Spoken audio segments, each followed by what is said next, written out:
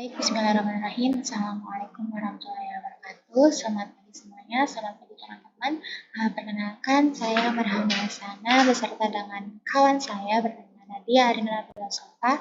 Kami dari kelas Teori Konsep Basis Data, kelas Teori B, akan membahas mengenai normalisasi, yaitu apa itu normalisasi, tujuannya beserta dengan macam-macamnya, lalu bagaimana contoh untuk menormalisasi data tersebut.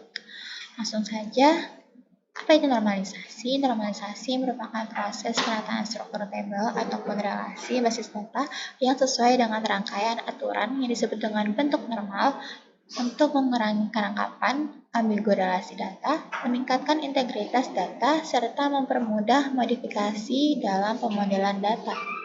Lalu, apa tujuannya? Tujuannya yaitu untuk mengorganisir data dalam struktur yang lebih efisien dan mudah dimengerti.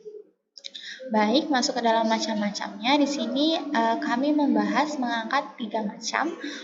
Yang ini adalah bentuk pertama atau 1NF, NF, kemudian juga bentuk normal kedua, 2NF, dan terakhir adalah bentuk normal ketiga atau 3NF.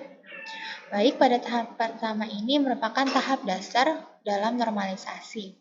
Setiap baris dalam tabel harus unik, yang mana pada tahap 1NF ini memastikan bahwa setiap entitas dalam database direpresentasikan dengan benar dan bahwa tidak ada duplikasi data dalam tabel. Mana dalam tahap 1NF ini berbunyi jika di dalam relasi tidak terdapat grup-grup atau duplikasi secara berulang. Lalu, pada tahap kedua, 2NF memastikan bahwa setiap atribut dalam tabel bergantung pada kunci utama, yang mana tabel ini harus tidak ada atribut yang bergantung pada sebagian dari kunci utama.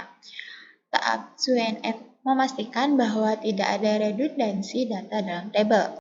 Di sini berbunyi jika memenuhi syarat bentuk normal pertama dan di dalamnya berlaku full function dependency dan tidak ada partial dependency. Lalu yang terakhir adalah tahap ketiga, 3NF, yakni memastikan bahwa setiap atribut dalam tabel bergantung hanya pada kunci utama dan tidak pada atribut dan kunci lain dalam tabel. Pada tahap ini memastikan bahwa tidak ada anomali data dalam tabel dan menghindari adanya duplikasi data.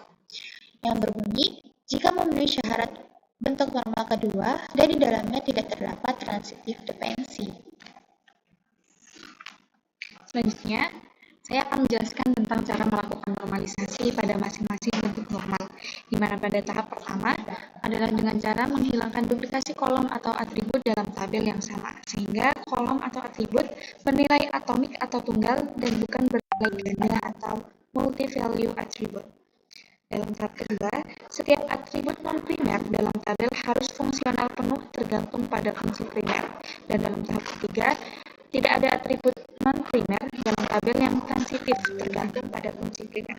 Nah, untuk melakukan normalisasi data, kita harus mengidentifikasi data seperti apa yang akan disimpan.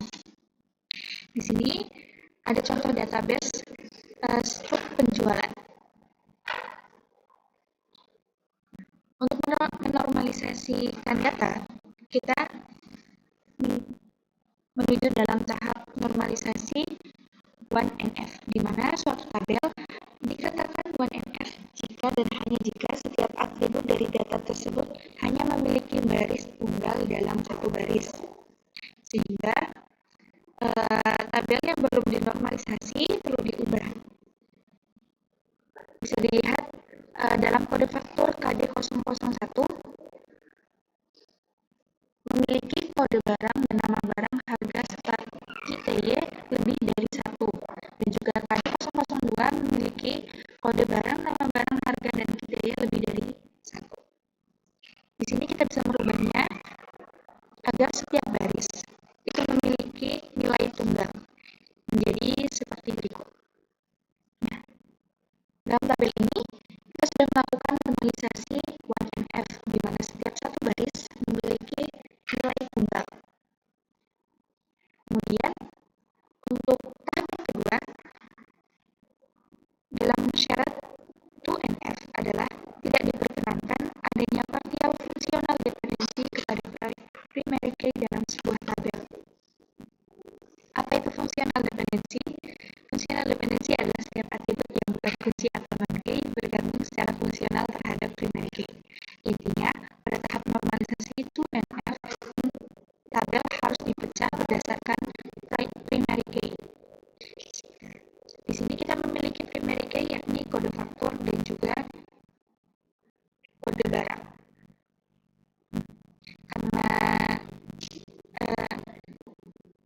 nama barang itu memiliki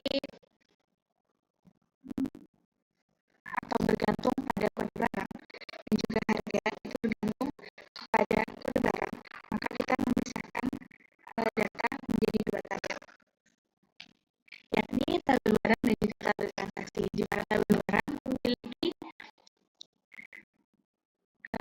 berisi kode barang, nama barang dan juga harga, dan tabel transaksi memiliki kode faktur, tanggal, dan kode barang di mana isinya tadi yakni ada dalam tabel barang dan juga KTI.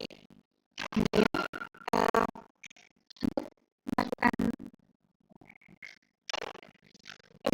normalisasi di tahap ketiga. Nah, pada tahap ketiga tidak diperkenankan adanya partial transitive dependency dalam sebuah tabel. Intinya, jika terdapat suatu atribut yang tidak bergantung pada primary key, tapi bergantung pada field yang lain, maka atribut-atribut tersebut perlu dipisah ke tabel baru.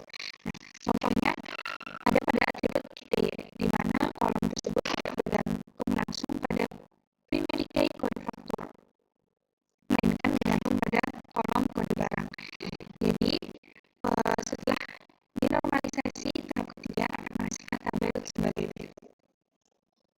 Di sini bisa dilihat bahwasanya pada tahap normalisasi ketiga itu menghasilkan satu tabel baru dari hasil pemecahan tabel transaksi, yaitu tabel detail barang yang isinya menampung barang-barang yang dibeli. Itu sekian